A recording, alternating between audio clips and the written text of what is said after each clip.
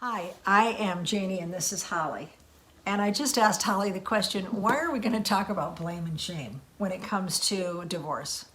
I think it's really easy that when you're feeling bad, initially, especially as you deal with your grieving around a divorce. Wait a minute, you feel bad when you're going through a divorce? Yes, you do. What? I think saying feeling bad is a little bit, it's hard. You're in so much pain. Yeah. Yeah. So as you're in that pain, see what I deal with all the time? It's easier to, instead of taking responsibility and looking hard at yourself and having hard conversations with another person, it's much easier to blame. Because then you just say it's somebody else's fault. Mm-hmm.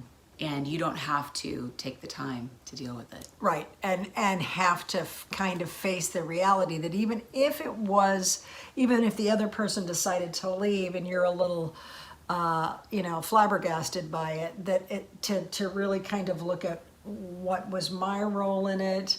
And Brene Brown is always saying that if blame is driving, shame is riding shotgun. Right. Mm-hmm. So, yeah, that shaming to try to make the other person feel bad, to make you feel better.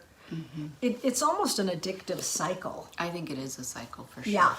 And really what stops the cycle is accountability. Yeah.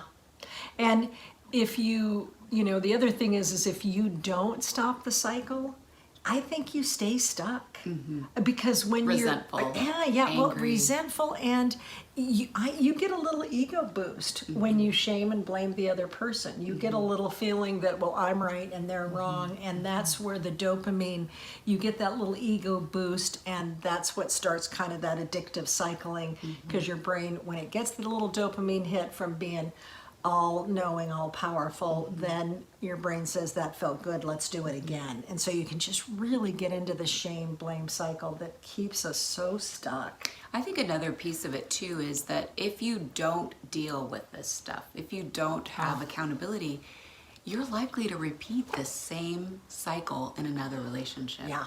I mean, it doesn't matter who you are and what you've brought to a relationship, you have baggage. Yeah. Right? Because even if you come into a relationship in a really great spot and you think you're really healthy, over time, the patterns of the relationship create baggage. Yeah. Which brings up my very favorite line from a one-act play that says, "You've got baggage, I've got freight."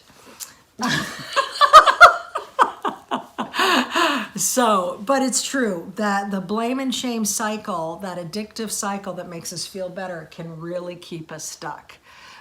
So that's where I would really encourage / invite you to get with a therapist, talk with your friends about your behaviors, take a class to really, examine yourself. To examine yourself. And I know I quote half the free world, and I'll bastardize this quote, but it was Einstein who said something to the effect of, don't expect the brain that got you into this situation to get you out. To be the brain that's going to get you out, because we need help with looking at our stuff, right? Great. So, and you have another quote for us. And yet I have another quote. This is Harriet Lerner, Why Won't You Apologize? And one of the places that I highlighted that I thought was really good is, letting go of anger and hate requires us to give up the hope for a different past, along with the hope of a fantasized future.